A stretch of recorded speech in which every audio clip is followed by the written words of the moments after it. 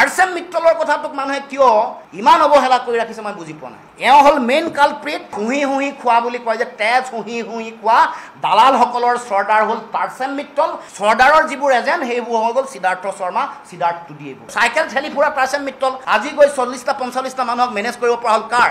আধাৰটো কি? জখলা কি? জখলাখনক যে শোষণ কৰি শেষ কৰি দিয়া হৈছে।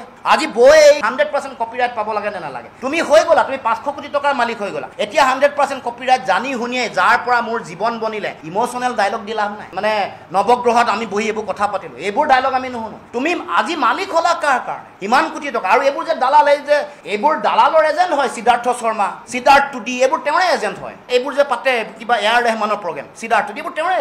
এইবোৰ চব এই টাৰ্চেম মিত্তলৰ দালালৰ এজেণ্টবোৰ মেলি থৈছে অসমখনক এনেকে শোষণ কৰিবৰ কাৰণে। বনিয়া গোষ্ঠীয়ে এনেকে অসমৰ আৱেগক, অসমৰ স্বাভিমানক এনেকৈ বাৰে বাৰে ব্যৱহাৰ কৰিব, এই কথা হ'ব নোৱাৰিব। বেপাৰ কৰিবলৈ দিয়া নহ'ব। এইবোৰ পুৰা এইবোৰ তদন্ত হ'ব লাগিব আৰু এৰি দিয়া নহ'ব।